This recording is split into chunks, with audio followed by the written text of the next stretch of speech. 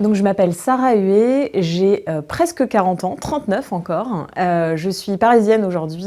Je suis la cofondatrice de E-Female Agency, qui est une agence de recrutement pour des top talents féminins. Je suis aussi la cofondatrice de Leia Capital, qui est un fonds d'investissement qui est porté pour des projets pour des femmes. J'ai donc 39 ans, j'ai 3 enfants et d'où je viens de province, donc je viens de Reims, qui est dans l'Est. J'ai un parcours assez classique en école de commerce et puis après j'ai fait plein de choses différentes, donc j'ai une carrière qui n'est pas tout à fait linéaire.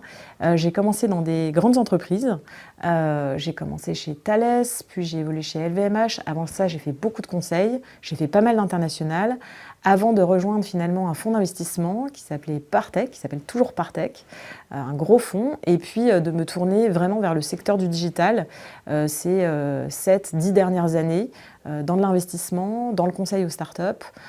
Et puis finalement, je suis aujourd'hui entrepreneur, donc depuis presque 3 ans, avec Alexia Books, ma cofondatrice sur E-Female Agency, et sur Leia Capital, 29 autres femmes. Je ne me serais pas lancée dans l'entrepreneuriat si j'avais pas eu toutes ces expériences professionnelles avant. Pour moi, c'était une nécessité. Je viens pas d'une famille forcément d'entrepreneurs et donc j'avais besoin de me confronter au monde de l'entreprise avant de pouvoir me lancer, d'être un peu plus assise sur mes acquis, développer des compétences et surtout, c'est le principal, développer un réseau. Parce qu'en fait, être entrepreneur, c'est avant tout cela. Moi, j'avais pas forcément de réseau en arrivant sur Paris. Comme je vous le disais, je viens pas d'une famille d'entrepreneurs. Et tout ça, c'est beaucoup plus facile quand même de monter une entreprise quand on a potentiellement des clients déjà, des partenaires, des amis qui peuvent vous aider. Moi, j'ai monté une entreprise qui a tout de suite été rentable, donc c'était pas forcément des financiers pour investir dans ma boîte, mais surtout des gens qui allaient pouvoir m'aiguiller, m'aider, me conseiller et développer mon business. Donc toutes ces expériences, finalement, elles m'ont permis de rencontrer des gens et d'asseoir mes compétences avant de me lancer. Donc il y a un petit peu deux choix, soit on se lance tout au début et c'est plus facile parce que on n'a pas de prêt immobilier, on n'a pas d'enfants, c'est plus simple.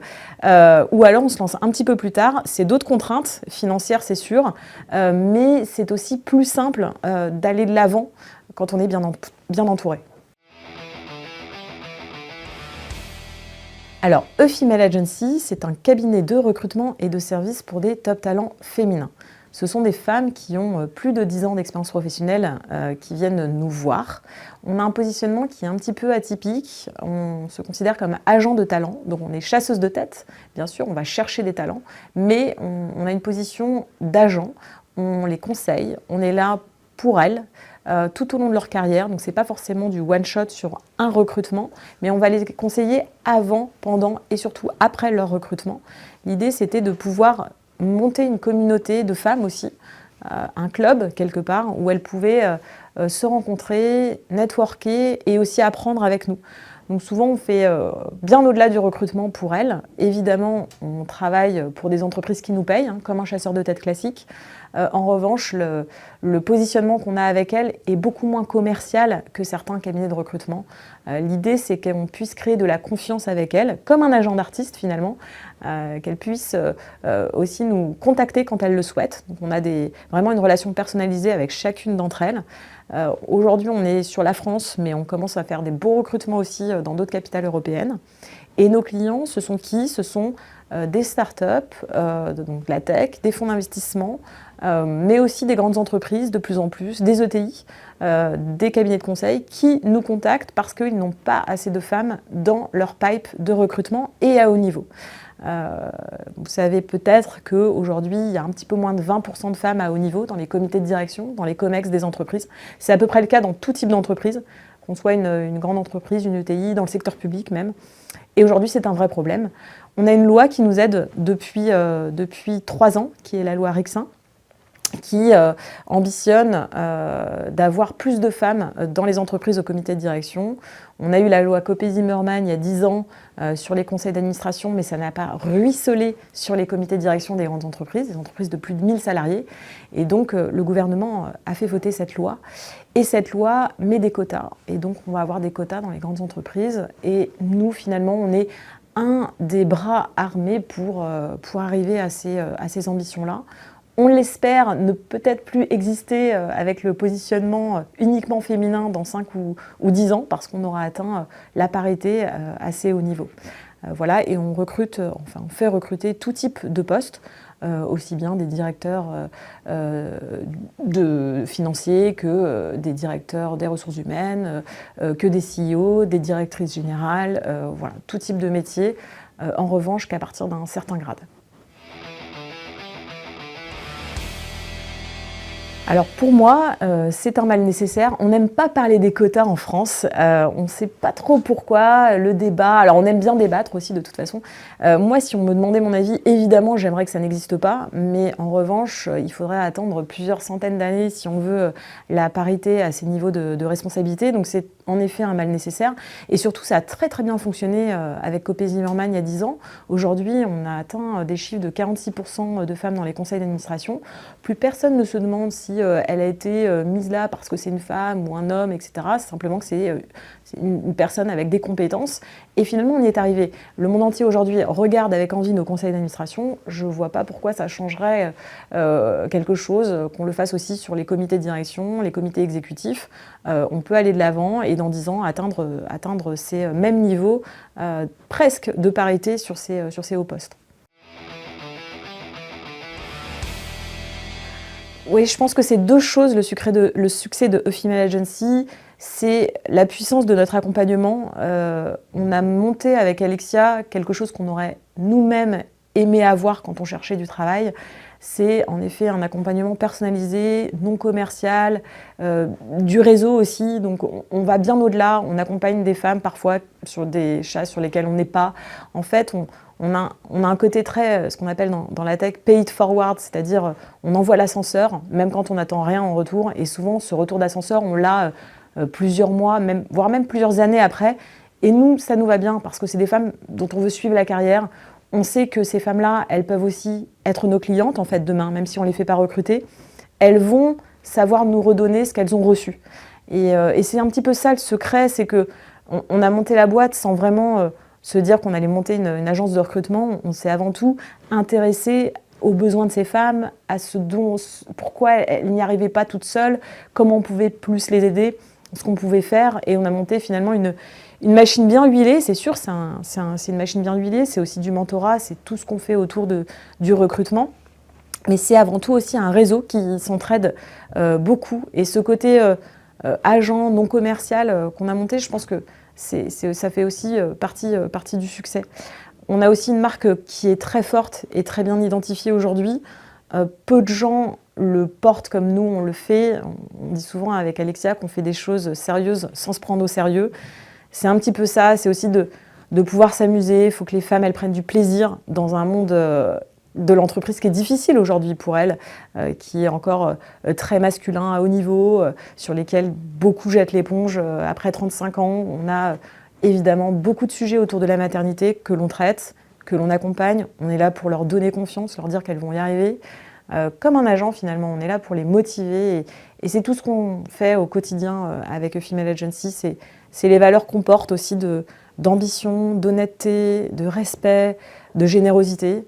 Je pense qu'aujourd'hui, c'est ça qui fait le succès de la boîte. Tout à fait. Ça, c'est parce qu'on a leur confiance. Donc elles nous parlent vraiment sans langue de bois de ce qu'elles vivent. Et évidemment, ça touche des sujets qui sont intimes, mais finalement, ces sujets intimes, ils devraient aussi pouvoir être exprimés dans la sphère professionnelle. On touche des sujets évidemment de maternité, mais aussi des sujets qui sont délicats, de PMA, je suis enceinte, est-ce que je peux prendre ce poste, je ne vais pas dans ce processus de recrutement parce que j'ai enfin un process de PMA qui tourne. Voilà, tous ces sujets sur lesquels vraiment les femmes, c'est encore très très tabou de parler de ces sujets-là qui touchent à l'intime, mais finalement qui touchent aussi à la sphère professionnelle. Nous, ces sujets-là, on sait bien les traiter parce que d'autres femmes l'ont vécu. Donc déjà, on est finalement un groupe aussi. On est là pour les rassurer, on est là pour leur trouver des solutions aussi. Jamais on prend des décisions qui ne vont pas dans leur sens, en fait. Mais leur dire, peut-être qu'il y a ce choix-là, peut-être tourne-toi vers elle qui a connu un petit peu le même parcours. Donc on est là pour les aiguiller. Ces sujets qui tournent à l'intime, finalement, parfois il faut en parler et parfois il n'y a même pas de sujet. Aujourd'hui, 15 à 20% des femmes qu'on a accompagnées sont enceintes pendant leur processus de recrutement. Et souvent, c'est la première chose qui les bloque. Elles ne vont pas postuler parce qu'elles sont enceintes, parce qu'elles se disent que c'est pas possible de prendre ce poste-là enceinte. Et nous, on est là pour leur dire, en fait, il n'y a vraiment aucun sujet, même dans des entreprises très petites ou même à très très haut niveau, l'entreprise peut pallier pendant ces quelques semaines, quelques mois avec d'autres personnes qui peuvent prendre le relais. Enfin, il n'y a vraiment pas de difficulté. Et souvent, en plus, on est hyper contente parce que on les suit dans leur carrière et on voit que ça se passe bien. Aucune n'a quitté l'entreprise parce que ça s'était mal passé pendant son congé maternité ou parce qu'elle n'arrivait pas à être au niveau en rentrant de congé maternité. Donc c'est sûr que la parentalité, c'est un des vrais freins aujourd'hui pour, qui de la société est vu par les femmes pour leur carrière. Mais finalement, nous, on désacralise ça, on fait tomber un petit peu les tabous. On est là pour vraiment libérer la parole, que ce soit vis-à-vis des employeurs ou vis-à-vis des candidates. Alors, Leia Capital, c'est un fonds d'investissement. Donc, on est 29 cofondatrices de ce fonds d'investissement. On a donc toutes mis de l'argent dans une société qui investit dans des projets. Leia Capital a 2 missions. La première mission, c'est de donner l'envie à plus de femmes d'investir. Et la deuxième mission, c'est d'investir dans des projets montés par des femmes. Il y a très peu de projets féminins aujourd'hui qui reçoivent suffisamment de fonds. Les dernières études montrent que 2,5% des fonds levés le sont par des projets uniquement féminins, enfin portés uniquement par des femmes. Donc voilà, nous on est là pour très tôt amener ce capital de financement aux entrepreneurs. Il faut qu'il y ait notre thèse d'investissement est assez large. On investit dans tout type de projets, tech, non-tech, ça peut être du brick and mortar, ça peut être plein de choses. Mais il faut qu'il y ait au moins 30% de femmes, ce qu'on appelle sur la cap table, donc sur la table de capitalisation. On est au deuxième véhicule. Le premier, on était donc 14 femmes qui investissaient. Le deuxième véhicule, on est aujourd'hui 29. On a encore un petit peu plus de 6 mois devant nous pour déployer ces investissements et on a fait aujourd'hui près d'une douzaine d'investissements dont on est très fiers. On n'a pas encore fait ce qu'on appelle d'exit, c'est un petit peu tôt pour nous. On a lancé les 2 fonds ces 3 dernières années. Et pour la petite anecdote, donc moi c'est un petit peu mon projet de la nuit. C'est pas quelque chose qui me rémunère, mais c'est aussi un formidable réseau. Évidemment, beaucoup de visibilité pour nos actions. Il y a beaucoup de porosité entre les activités de Female Agency et les activités de Leia Capital. C'est des projets tournés vers les femmes aujourd'hui. Et donc, j'ai déposé les statuts de Leia Capital en même temps que les statuts de Female Agency, le même jour. C'était pas voulu, mais on a déposé les statuts des 2 sociétés le même jour. Je trouvais l'anecdote un peu symbolique. Et ça fonctionne super bien. Oui, et j'en parle souvent, donc de concilier carrière et maternité. J'ai encore fait un post hier parce qu'on rentre de congé tous et voilà, c'est 2 semaines avec mes enfants en même temps en train de gérer une boîte. Je pense qu'on peut tout à fait le faire et je pense qu'il faut surtout le montrer parce que aujourd'hui, de plus en plus de jeunes femmes qui nous ont approchées ou que je connais ou d'amis, il y a un sujet autour de la parentalité. Elles ne voient pas un petit peu la façon de fonctionner, elles n'ont pas de rôle modèle, elles se demandent comment elles vont pouvoir concilier maternité et vie professionnelle. Et parfois même certaines se disent ne pas vouloir avoir d'enfants parce qu'elles veulent réussir. Moi, je me dis que c'est un peu triste. Je pense qu'on peut tout à fait allier carrière et maternité. Moi, je le fais. Alexia, ma cofondatrice, le fait. On est entouré de femmes aussi entrepreneurs qui le font, ou de femmes qui sont directrices générales, qui m'entourent notamment chez Leia Capital aussi, mes cofondatrices. Et franchement, c'est sûr que c'est pas évident tous les jours. C'est sûr qu'il faut s'entourer, encore une fois, mais c'est tout à fait possible. Et il faut ces rôles modèles aujourd'hui qui sont encore assez peu présents dans la sphère même médiatique. On voit peu des femmes qui parlent de leur vie personnelle ou des hommes, parce qu'encore une fois, les hommes aussi sont partie prenante de tout ça et il faut qu'ils parlent de leur paternité. Moi, j'ai un mari qui est très présent aussi. Voilà, la sphère familiale, il faut pouvoir en parler, il faut pouvoir montrer que c'est envisageable et surtout pour les jeunes femmes qui vont éclore et qui vont prendre ces postes à responsabilité demain. Alors c'est un petit peu ambivalent, je pense qu'il est moins présent sur les jeunes femmes, donc on est plutôt optimiste sur la suite. Elles ont peut-être moins ce syndrome de l'imposteur et en même temps, comme je le disais, elles voient moins aussi comment y arriver. Donc d'un côté, elles sont un petit peu plus sûres d'elles, elles ont un ego qui est un peu plus assise que notre génération, que ma génération, moi j'ai presque 40 ans, mais en même temps, elles se disent, bon bah voilà, je vois quand même pas le chemin pour y arriver. Donc ce syndrome de l'imposteur, c'est un petit peu différent. Il est encore là, mais d'une manière un peu détournée. Elles voient quand même pas bien quel va être le chemin tracé par leurs aînés pour pouvoir exceller. Et c'est aussi ça. Alors moi, j'en parle beaucoup pendant mes interventions. L'importance de s'entourer et du réseau et des clubs d'affaires dès l'entrée dans la vie professionnelle. Et je le dis parce que moi, je ne l'ai pas fait assez tôt. Je ne me suis pas assez intéressée à toute l'importance du réseau. On nous en parle en école, on nous en parle un petit peu partout. Mais comment ça marche, comment on le fait? Eh bien, il y a plein de possibilités et il faut le faire très rapidement parce qu'en fait, beaucoup de choses se passent hors de la sphère de l'entreprise pendant ces clubs d'affaires, pendant ces rencontres, pendant ces temps de networking. Et quand on n'a pas d'enfants, finalement, c'est encore plus simple de le faire. Donc, profiter du début de la vie professionnelle pour se développer un réseau et justement peut-être voir cette voie, la voie qui est possible, trouver ses mentors, trouver des rôles modèles pendant ces rencontres, pendant ces clubs d'affaires, c'est important.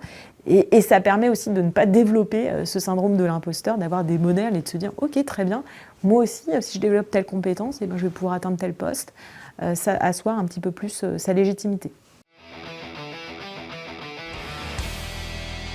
Alors l'intelligence artificielle est dans nos vies, va l'être de plus en plus. Je pense qu'il ne faut absolument pas en avoir peur. Je pense qu'il faut absolument pouvoir l'utiliser dès maintenant. Hein. Monter dans le train de l'IA aujourd'hui, c'est une nécessité pour tout le monde. Qu'on soit un recruteur, qu'on soit une candidate, qu'on soit à n'importe quel poste finalement, il faut pouvoir appréhender ces outils-là. Donc non, je pense qu'il ne faut pas en avoir peur. L'utilisation qui va en être faite par métier doit être, à mon avis, encadrée.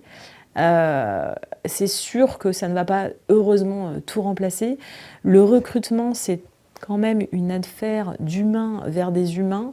Un projet d'entreprise et les valeurs qu'incarne une entreprise, malgré tout, c'est très délicat et difficile de pouvoir le transmettre à une intelligence artificielle malgré tout ce qu'on peut dire.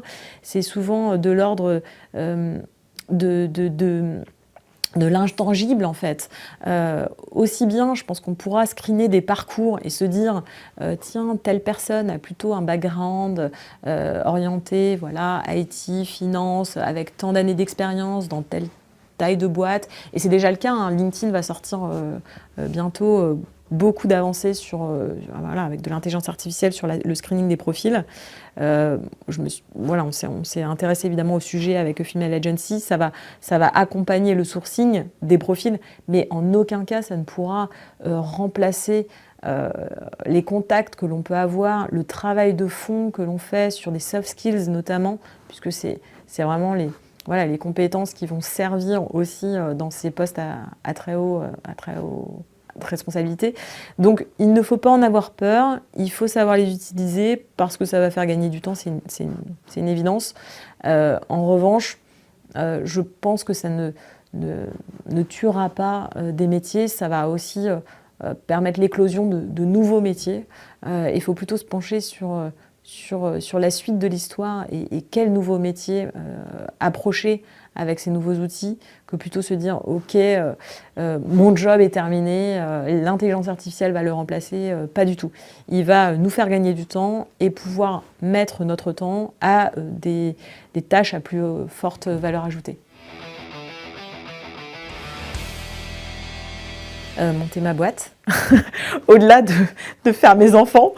Voilà, je suis hyper fière d'avoir monté cette boîte avec Alexia il y a 3 ans. C'était un pari parce que je n'avais jamais été entrepreneur avant. Euh, C'était aussi un pari parce qu'on mettait quand même un pavé dans la mare, hein. On était post-MeToo déjà sur la première vague et les femmes, la parole des femmes commençait à se libérer. On a été je pense, assez audacieuse d'utiliser les réseaux sociaux tout de suite. On a monté un Instagram qui existe toujours, qui s'appelle le Female Agency, sur lequel on a eu beaucoup de traction. On a eu des médias très rapidement. Finalement, on a monté cette marque très forte, avec des convictions aussi assez engagées. Féministe évidemment, mais sans non plus vouloir le remettre sur le devant de la scène en permanence, parce qu'en fait, oui, ce sont des femmes, mais finalement, on n'en parle plus après. En fait, ce sont avant tout des super talents qui méritent d'avoir leur place dans les plus belles entreprises aujourd'hui. Donc oui, je suis très très fière de ce qu'on a monté avec Alexia. Je suis aussi évidemment très fière des talents. On a une 50aine de femmes qui ont rejoint des postes à responsabilité et donc qu'on suit évidemment dans leur carrière. Je suis fière des résultats qu'on a eus. C'était la décision une des décisions les plus difficiles à prendre, parce qu'évidemment c'est un risque de monter sa boîte. Il y a des risques que ça ne fonctionne pas, et en même temps c'était le meilleur moment pour moi.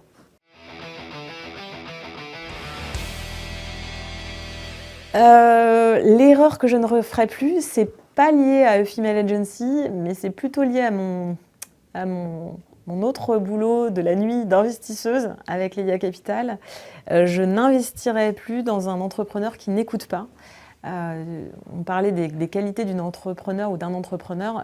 L'écoute, c'est super important. Et j'ai en effet perdu un petit peu d'argent avec un entrepreneur qui n'écoutait pas. Donc l'écoute, ça reste une qualité qui est primordiale d'ailleurs dans tout type de poste. Savoir écouter, savoir douter, savoir remettre en question ses certitudes. C'est pour ça que nous, on s'entoure en permanence. Avec Alexia, on prend du temps aussi pour écouter des gens qui l'ont fait, ou qui ont revendu leur boîte, ou qui font du service. Voilà. Je pense que l'écoute, c'est primordial, et je n'investirai plus dans un projet où je trouve que l'entrepreneur n'écoute pas assez. Savoir s'entourer. C'est le meilleur conseil qu'on m'ait donné, et c'est vrai. Mais en fait, qu'on soit même salarié ou entrepreneur, on n'y arrive jamais seul. Même si on est solopreneur ou qu'on est à la tête d'une direction, on n'y arrive pas tout seul. On est quand même des animaux grégaires. Et d'ailleurs, c'est pareil sur la famille, on n'y arrive pas non plus tout seul.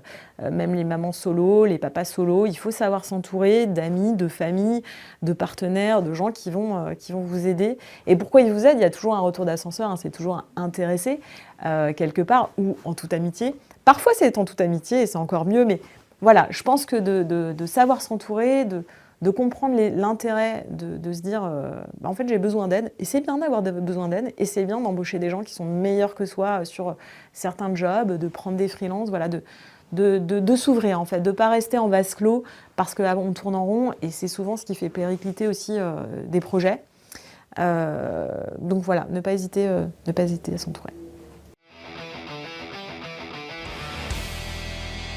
Je le disais, c'est savoir s'entourer. Donc c'est le premier conseil. De partenaires, de gens qui peuvent accompagner la croissance de la boîte. Ça, c'est important. C'est aussi, je pense, d'être optimiste. Ne pas voir le verre à moitié vide, mais plutôt à moitié plein, parce qu'il arrive tous les jours des contrariétés, hein. Enfin, l'entrepreneuriat, c'est quand même des hauts et beaucoup de bas. Donc les montagnes russes aussi, c'est vrai. Donc savoir s'entourer, plutôt optimiste, et je dirais aussi ce sens de l'écoute. Je reviens un petit peu sur ce que j'ai dit, mais savoir écouter. Sa cofondatrice évidemment, donc ses cofondateurs. Nous, on passe beaucoup de temps à échanger, on est un binôme, donc c'est hyper important, et on a des compétences qui sont bien établies. Donc l'écoute, c'est primordial. L'écoute de ses clients, nous, l'écoute de nos talents, évidemment. On les a au téléphone tout le temps, par message, par mail. On les invite. Finalement, notre positionnement, à chaque fois, il a été il a été ancré non pas par nos propres certitudes, mais vraiment c'était ce qu'on appelle un feedback, un retour du marché. Et le marché pour nous, c'est nos talents, nos clients. Donc c'est peut-être très simpliste, mais finalement, ne pas se lancer tête baissée avec un produit sur un marché dont on ne connaît pas le besoin, c'est vraiment la première qualité d'un entrepreneur. Alors moi, je suis très optimiste sur ce qui se passe en ce moment, en tout cas pour les femmes, pour le droit des femmes. Depuis quelques années, la parole s'est libérée. Je suis très fière de faire partie de cette société, de femmes qui disent quand les choses ne vont pas, aussi bien sur les violences faites aux femmes que voilà, sur les inégalités de salaire sur lesquelles nous on travaille. Cette parole qui se libère, pour moi, c'est une société qui va bien, c'est une société sur laquelle on va pouvoir aussi travailler, évoluer. Et voilà, je suis vraiment fière de mettre notre petit voilà, grain dans ce système aussi et qui évolue. Donc, un mot pour la fin, c'est vraiment de se dire que ça va pour le mieux. C'est pas si long finalement, on a fait des énormes progrès depuis les années 50 et on a une belle accélération ces dernières années. Donc un mot pour la fin, soyons optimistes, soyons courageuses parce que c'est des efforts et c'est pas toujours simple et entraînons-nous. Voilà.